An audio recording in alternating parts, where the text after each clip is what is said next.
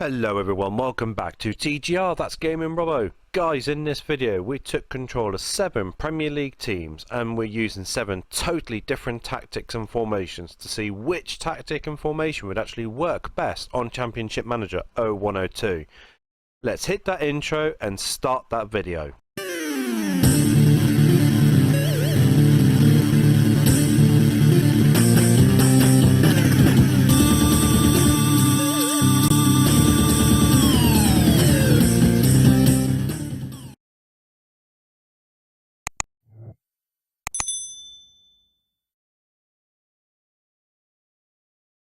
So guys, in this video, as I mentioned, we took control of 7 Premier League teams, the likes of Liverpool, Leeds, Chelsea, Arsenal, West Ham, Newcastle United and Manchester United. So with Arsenal, their tactic that we used was the 5-3-2 Dortmund attack. Now as you can already see that they won the Premier League, but before we show you the league table itself, we'll have a look to see if they won any other competitions. The Champions League, they came in the second phase and got knocked out. They won the FA Cup and they got knocked out of the 4th round of the League Cup. But all in all, with this 5-3-2 tactic, it seemed to work with Arsenal really well, as you can see, with Lauren obviously being a defensive midfielder right, obviously Ashley Cole being a left back, but the likes of Sol Campbell, Tony Adams and Martin Keown in centre back. It does look like it's a pretty beast of a formation for Arsenal. But let's have a look at the next team, which is Chelsea. Now with Chelsea, as you can see, they finished 6th in the table. Now I used a Fibonacci no WIBWOB. So basically it's a 4-1-3-1-1. And to be honest, you look at the Chelsea team as well, it actually fits their team pretty comfortably. Now we have a look at their cup competitions. They won the UEFA Cup. They were in the final of the FA Cup and they got knocked out of the 4th round of the League Cup. So all in all, with this formation, obviously depending on if they are able to bring in a couple of more players as well, this formation works brilliantly for Chelsea. Now we're going to have a look at the next team, which is Leeds United. Now with Leeds, they finished 3rd in the league. Now their tactic was the 2-1-3-3-1 formation. Once again, you can look at the team that they do have. Jonathan Woodgate, Rio Ferdinand in centre back.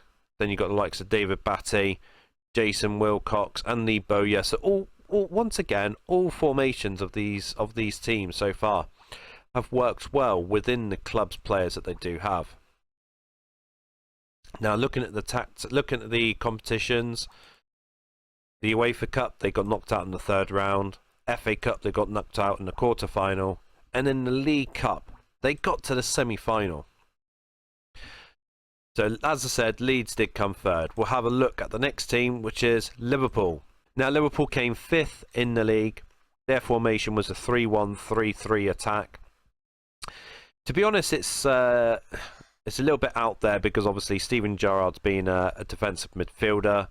Obviously Nick Barmby and Vladimir Smica may not be the best attacking midfielder players going, but it seemed to work really well. Looking at their history, competitions, so the Champions League, they got to the semi-final. The FA Cup, they got to the 5th round. The League Cup, they got to the final. They came runners-up in the Super Cup. And the Charity Shield, they came runners-up as well. So as I said, 3-1-3-3 formation does seem to work with Liverpool very well. Now the next team we're going to be looking at is Manchester United. Now they came 2nd in the league and the formation that we used for them was the 4-2-3-1 QG. Now obviously with the players like Giggs, Veron, Beckham, I know Beckham's a right midfielder centre, but all 3 of these players playing in attacking midfield and playing wide as well, it seemed to work pretty good. Looking at the competition history, Champions League, they won the Champions League with this. FA Cup, they got to the semi-final. League Cup, they won the League Cup and they won the Charity Shield. All in all, I mean, with the wide players that Manchester United have, it looks like this formation seems to do pretty well for them. Now the next team we're going to be looking at, the penultimate team, is Newcastle United. Now Newcastle United came 4th in the league. That's not bad going for this team. Now their formation was the 3-1-3-2-1 attacking. You got the likes of Warren Barton, who's aging but seems to do pretty well during the season, of course. Marcelino, as well as Nikos Dabizas in defence. You got Acuna, Dyer, Rob Lee and Bacedas, with Bellamy, Solano and Shearer up front as the lone striker. We'll have a quick look at their competition.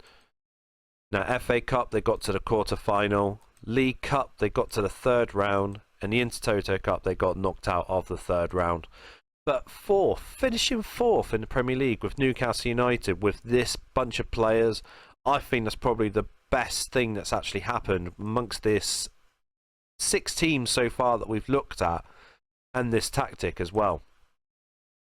Well, lastly, we're going to look at the last team, which is West Ham United, the team that's generically known to be relegated at the end of each season. And they finished 7th. So we got 1st, 2nd, 3rd, 4th, 5th, 6th and 7th between the 7 teams in the Premier League.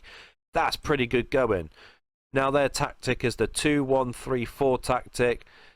Now, to be honest, that does look like it could potentially lead to a lot of goals getting conceded. But they finished 7th in the league, which is absolutely amazing. Looking at the competitions, they got to the 4th round of the FA Cup. And the 2nd round they got knocked out of the League Cup as well. So literally the only cup tournament that we didn't win out of the 7 teams was the European Super Cup that Liverpool obviously lost to Bayern Munich in that tournament. So we're going to have a look at the league itself and see how all 7 teams got on. Now, as you know, we all knew that we got the first 7 spaces for the Premier League division with these teams, but you got the likes of Arsenal, who scored 82 and conceded 19. United 86 goals, scored 19 conceded. Leeds 85 scored, 40 conceded. Newcastle 77, Liverpool 65, Chelsea 57. West Ham scored 70 goals. I knew they would concede a lot of goals with that formation, but still they scored 70 goals with those bunch of players. Absolutely incredible. Only 12 goals behind Arsenal, who won the title. Have a quick look at the goal stats. Who scored the most Premier League goals? Wow, that's pretty close. Ruud van Nistelrooy scoring 30. Robbie Keane and Mark Viduka both getting joint 2nd with 24. Shearer getting 20.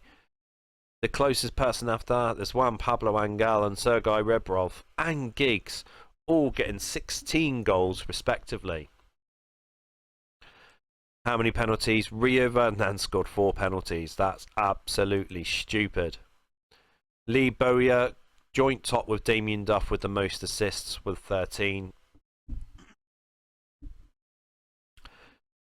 And the worst disciplined players, Oliver Dacour with Lilian Lasandles, with both getting 2 red cards during the course of the season.